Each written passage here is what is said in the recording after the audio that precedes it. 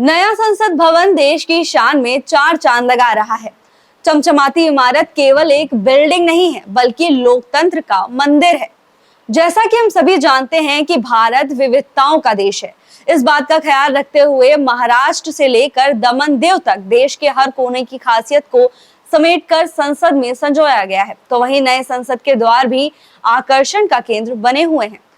आइए आपको बताते हैं कि क्यों खास है नए संसद भवन के ये द्वार। आपको बता दें कि नए पार्लियामेंट में 6 दरवाजे बनाए गए हैं। इन द्वारों को शुभ पशु और पक्षियों के प्रतीक के तौर पर चुना गया है। सबसे पहले चलते हैं गज द्वार की ओर। हाथी को गज भी कहा जाता है। इस द्वार पर हाथी की मूर्ति लगाई गई है। हाथी ज्ञान, धन और बुद्धि को प्रस्तुत करता है। तो वहीं गज को बुद्धि के देवता श्री गणेश का प्रतीक भी माना जाता है। तो वहीं पूर्वी द्वार को गरुण द्वार का नाम दिया गया है। गरुण को लोगों की आकांक्षाओं का प्रतीक माना जाता है। हिंदू धर्म में तो गरुण को महत्व दिया ही जाता है, साथ ही साथ बौद्ध धर्म में भी गरुण को महत्वपूर्ण पक्षी माना गया है। इसके साथ ही गरुण भगवान विष्णु के वाहक हैं और सांपों के दुश्मन भी, मतलब जो जहर को नष्ट कर दे, यानी आतंक को मिटाने के लिए द्वार पर डट कर खड़े हैं गरुण।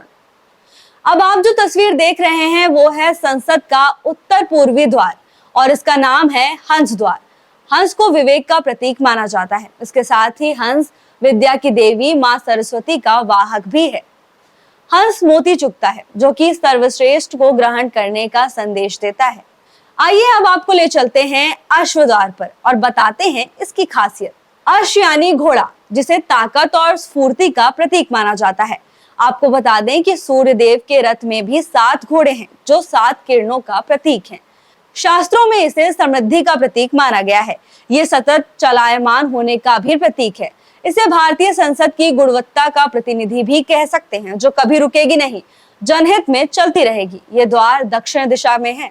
चलिए चलते हैं शार्दुल द्वार की ओर।